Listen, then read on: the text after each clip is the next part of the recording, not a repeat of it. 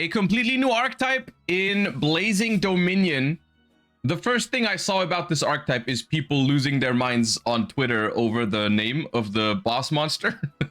Because the original name, at least in the OCG, translates to Clown Clan Whiteface, which apparently it's already kind of like rumored that the name is not going to be that in the TCG for good reason. So I think what it's currently looking like, it's going to be Clown Crew Bianca Viso. I have no idea what the exact naming convention in the TCG is going to be, but yeah, probably not that, at least. But let's look at the new archetype first. Level 7 Light Illusion Effect Monster, 2500 attack, 2500 defense.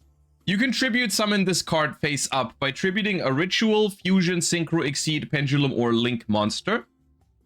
Which means it can be tribute summoned with one tribute, if I understand this correctly, right? Like, it's not going to be an extra tribute summon. This doesn't activate. It just means, like, you can tribute summon this level 7 monster by just using one of these monsters. Okay. If this card is tribute summoned, you can activate one of these effects, but you can only use each effect once per turn. Draw cards equal to the number of monsters tributed for its tribute summon.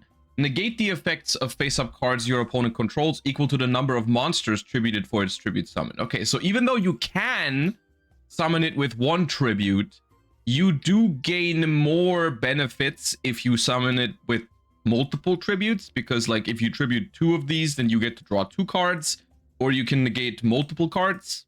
Okay?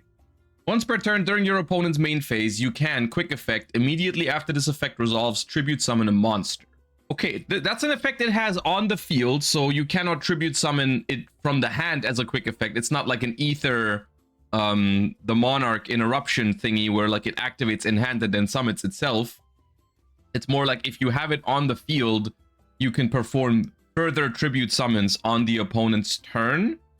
Okay, it's hard to judge this alone without seeing the rest of the archetype. Seems like it's going to be tribute summon focused, but there's also a ritual monster down here, so there's probably more to it. All right, we've got Clown Clan Flare.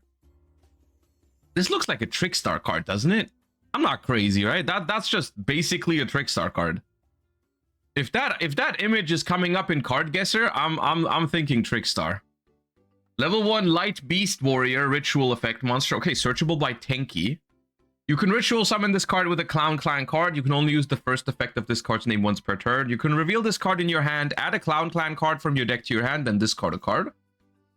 Okay, that's already a really good Tenki target. That basically means you're going to have 6 copies of this card, and you can search any card in the deck at the cost of a discard, of course, but it's fine. If this card is tributed, you can activate one of these effects, but you can only use each of these effects once per turn. Shuffle all ritual monsters on the field and in the graveyards into the deck.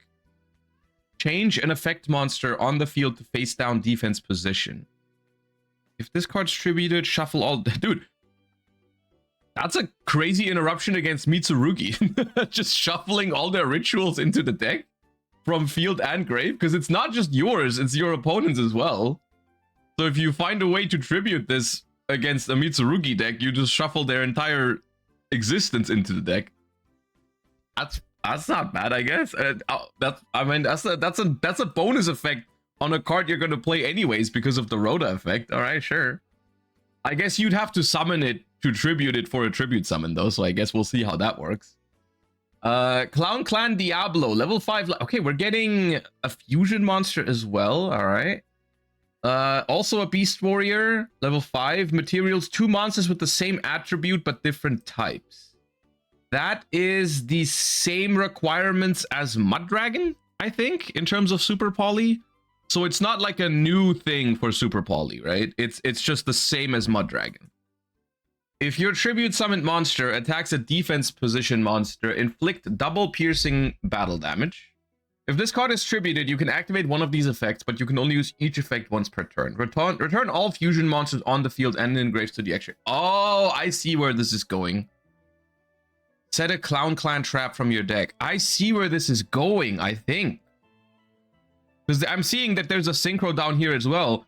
Do they have like a monster of each of these types and you're supposed to tribute them? And then if you play against a deck that's using the same extra deck mechanic or summoning mechanic, then you can basically out their entire board? That's interesting. All right. Clown Clan Meteor. That is the synchro. This one is... Yeah, okay. This one is generic level 6 synchro. Your opponent cannot activate cards or effects when your monster is tribute summoned. Okay. If this card is tributed, yeah, you can activate one of these effects. Return all synchro monsters on the field and in the graveyards to the extra deck. Target a Clown Clan card in your grave, except Meteor, add it to your hand. Okay.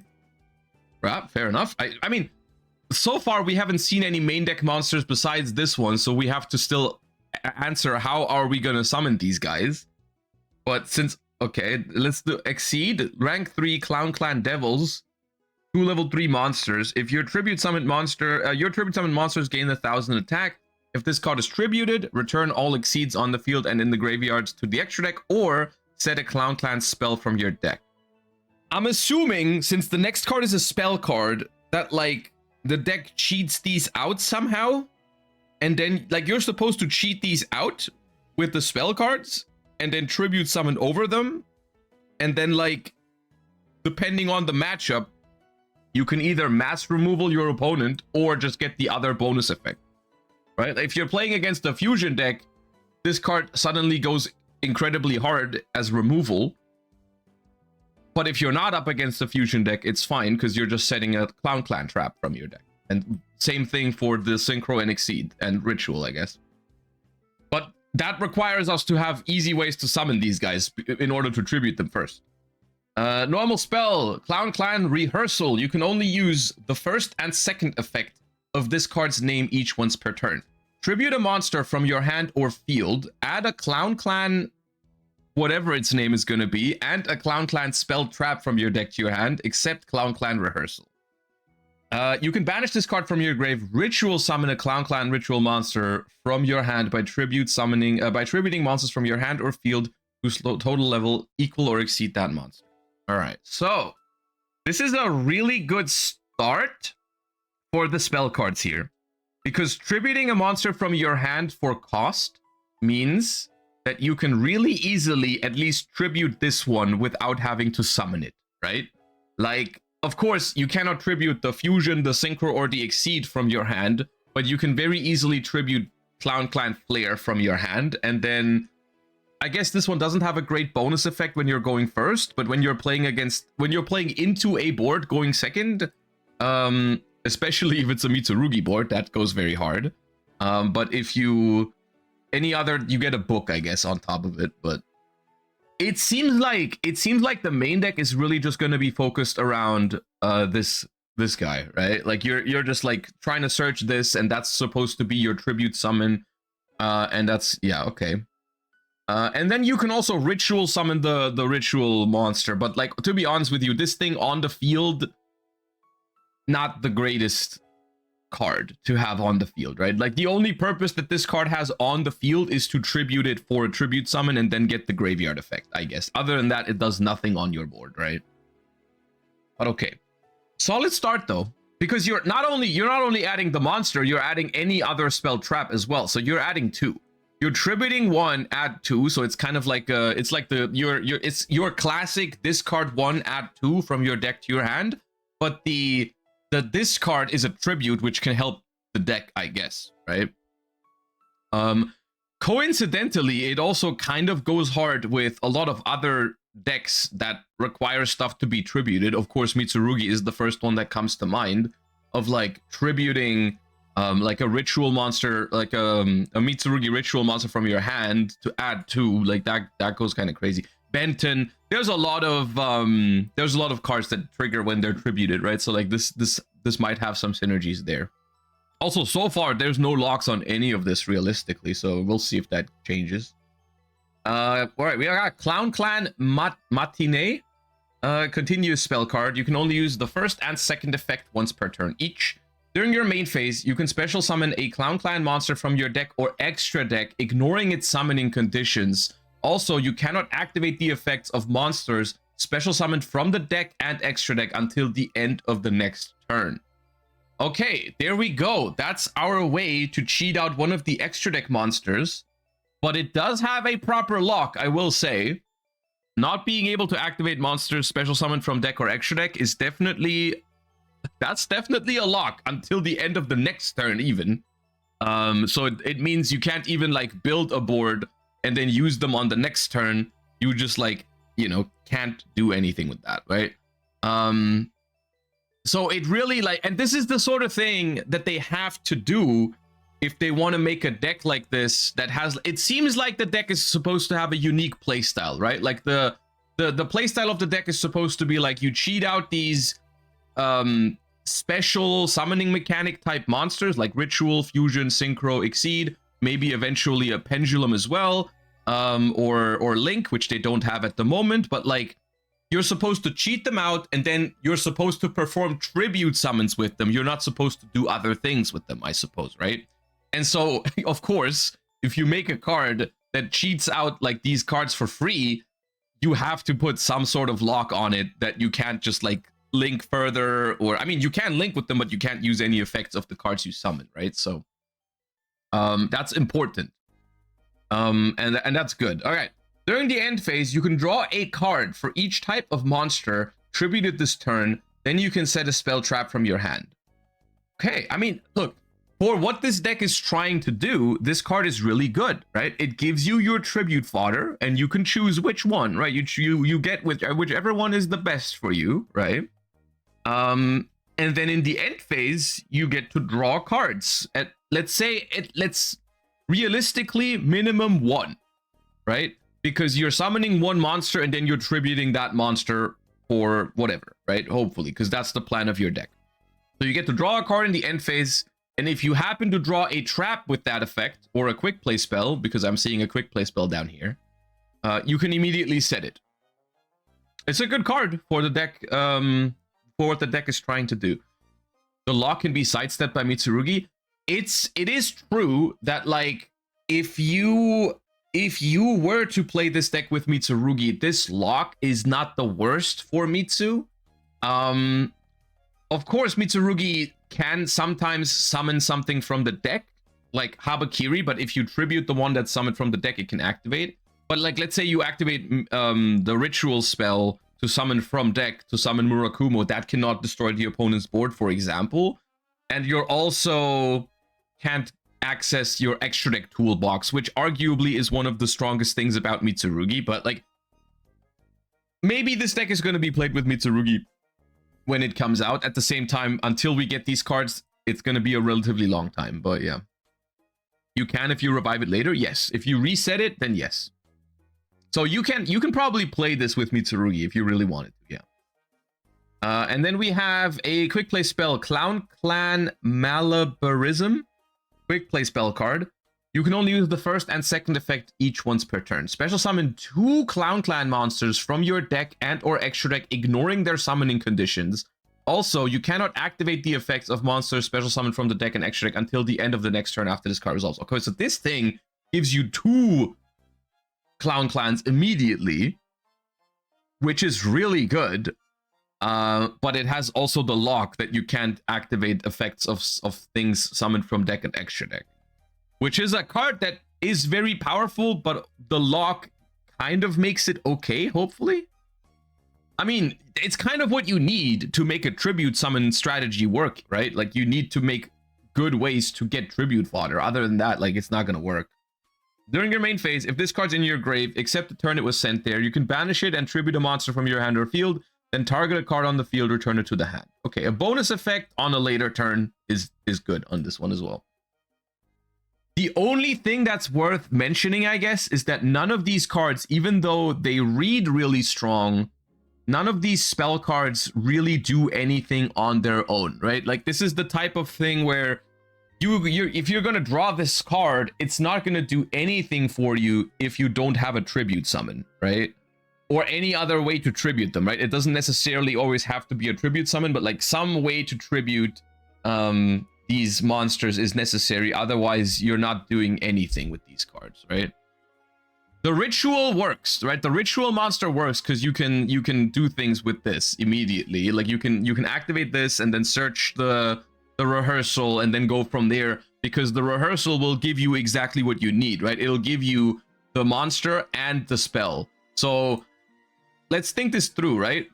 At the point where we are right now, what we can already do with the ritual monster is we can reveal it in hand, we can search rehearsal, we can discard another card in our hand, we can activate rehearsal, tribute the ritual monster from the hand to add the main deck monster from deck to hand, and also add the quick play spell. Then we can activate the quick play spell to summon two of the extra deck monsters. Let's say we're summoning Clown Clan Diablo and Clown Clan Devils, right? And then we can tribute both of those for the main deck monster, right? Which means we can draw 2 cards immediately because we've tributed the fusion monster and the exceed monster. So we're drawing 2, and we're triggering set a Clown Clan spell from your deck and set a Clown Clan trap from your deck, right? Which is a lot of card advantage from the ritual monster, right? And this ritual monster is highly searchable because Tenki and Preparation of Rites, for example, just to name 2. So it gets you basically really easy setup that way, but you are going to be locked into basically no effects from deck or extra deck, right? And then, of course, because we're setting a spell card with the Exceed monster, we are always going to be accessing the Matinee spell, which means we can summon another Clown Clan from the extra deck, and in the end phase, we're drawing 2 cards at least, right? We're drawing 2 cards at least because we've tributed a Synchro and an Exceed in this. No, we've tributed a Fusion and an Exceed in this scenario, right? We haven't tributed the Ritual monster yet, have we? Oh, no, we have. We've tributed the Ritual. We're drawing 3 cards in end phase. So that, just to conceptualize this, right? Just to conceptualize what we're doing with this 1 card, right? We're summoning the main deck monster. We're getting the continuous trap. We're getting one of the trap cards, which we're reading in a second, and we're drawing 5 cards. We've drawn 5 cards. So if you feel like this lock is too harsh, maybe think about that. All right, that's crazy. But it's a unique play style. My only problem with this is this just screams like Vanity's Fiend or something, right? Like that's my issue with it, right there. But once again, this is not a problem with this deck, right? The problem with this deck is not that it's not this deck's fault that they made Vanity's Fiend, but like the way things are, you know, if you make a unique deck, you give it a lock on summons from deck or extra deck, like no effect activations on these cards. People are going to try to find other synergies. People are going to try to find other ways to auto win the game. So like, you're probably going to see people attempt to play Vanity's Fiend in this deck.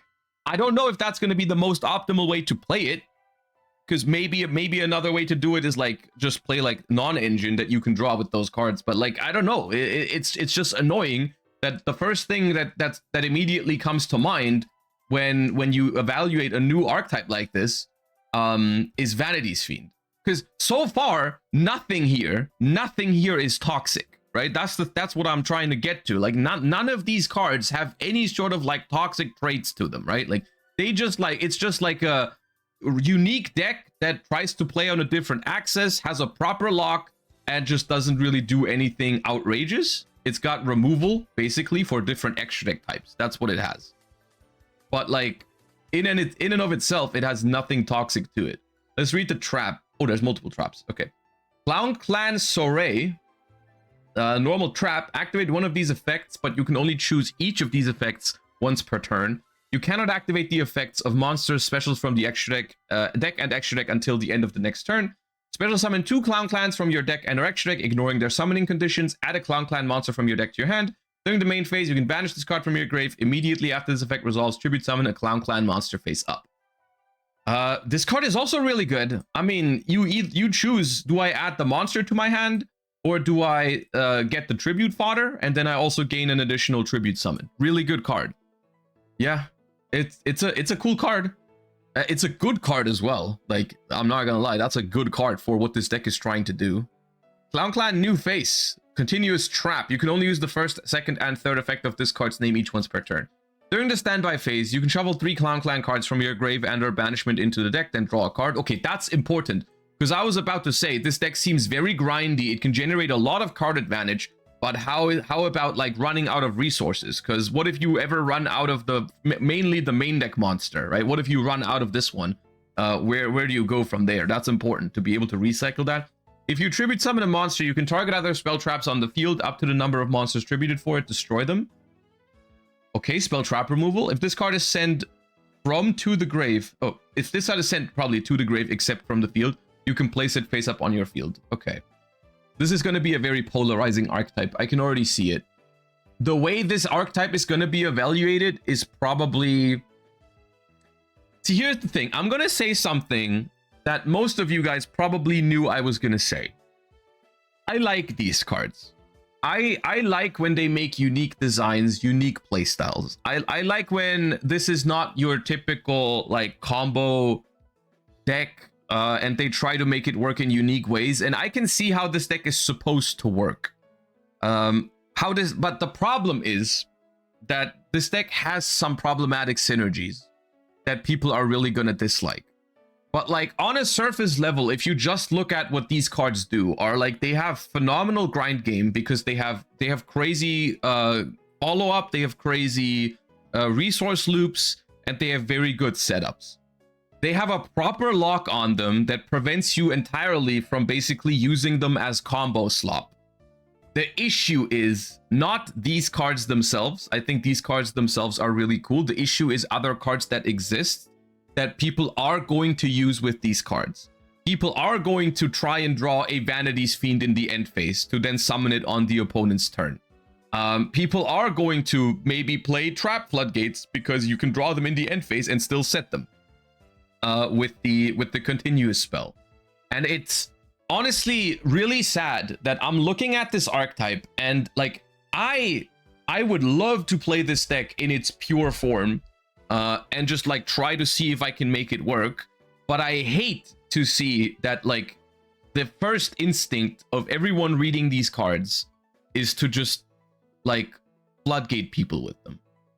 Which is a problem that like genuinely, I feel like so many more people could be excited about this archetype if cards like Vanity's Fiend didn't exist, right? Like, and that part is toxic about it. You know, the fact that I can already see that people are going to attempt to play this with Vanity's Fiend. Whether it's the most optimal way to play it or not is besides the point. You know, people are going to try it, and that's really annoying. I don't know. Yeah, it's a really cool archetype. I like it. I really like it, but I hate that those other cards exist that are going to significantly hurt this, like the community's enjoyment of this deck, basically, right? They could just ban Vanity. Yeah, yes, that's what I'm trying to get to. You're right, this deck is cool, but clearly it's designed to work with floodgates. It's frustrating because like I can't even blame people for disliking these cards, right? It's the same way how I can't really blame people for disliking Runic, because like I personally think it's the floodgates that are the problem, but it is a fact that runics have synergies with floodgates, and so people play them with floodgates, and so people are annoyed by just everything as a whole. You know, people are annoyed by runic stun mainly, and they blame the runic cards for it, which is like understandable. I don't agree with it, but I understand it, and I think the same thing is going to happen with this deck, right? Like people. I can look at it as long as I want, and I can see all the cool things about it, but I also see all the synergies that it has. You know, undeniably, like, because realistically, let's think about it this way, right? The goal of this deck is to summon the main deck clown on the first turn, set up a bunch of your spell traps, draw a bunch of cards, and then on the opponent's turn, you're going to use this effect to tribute summon another monster. What do you think is going to be the better way to, or like the more secure way to win the game, right? Is it summoning another one of the clown on the opponent's turn and drawing more cards and go for a resource-based game and like try to use some removal on the opponent's stuff, which is like the arguably cool and fun way to play this deck? Or do you just summon Vanity's Fiend, right? Which one do you think is the more efficient way to win a game of Yu-Gi-Oh? Right? And it's like, it's annoying, right? And in some ways, I feel like the designers, like it's probably intended, but realistically, if you put all the work into a new archetype, right?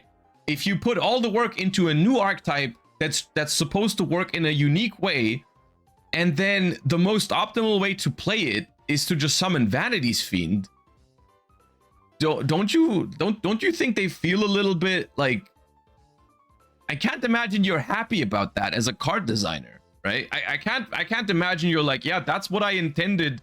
That's what I put all the work for, to make a really grindy deck that can't be combo slop, and then everyone just summons Vanity's Fiend, right? These cards are a problem, man. Like, floodgates need to go. It's really annoying. It's really annoying. I would really love to look forward. Like, nothing. This is exactly my type of archetype, right? This is like exactly what I would love to play. Like the grindy deck that focuses around removal and drawing cards and shit. But like whenever they make that, there's a problem. So I guess we'll have to wait and see. I mean, I'm gonna enjoy this deck. I'm not gonna put Vanity's Fiend in it, probably. I'm gonna try to play it in its pure form and try to see if it can work. I'm probably gonna have a good time because I think the cards are awesome. I think it's a really cool idea. I would love to try it. And I would love if floodgates were banned, so we didn't have to talk about them every time they made archetypes like this. So, okay, what is this Sophia card that you guys are talking about? Cannot be normal summoned or set, must be special summoned from your hand by banishing a face-up, ritual, fusion, synchro, and exceed from anywhere on the field. Cannot be special by other ways. This card's special summon cannot be negated. When this card is special summoned, banish all other cards from both players' hands, fields, and graveyards. Cards and effects cannot be activated in response to this activation. No one is gonna play this card. All right, well, dude, it really puts a dent in my mood when I read a new cool archetype, and then you realize, oh, one version or maybe multiple versions of this deck are just gonna be hated to death because floodgates exist.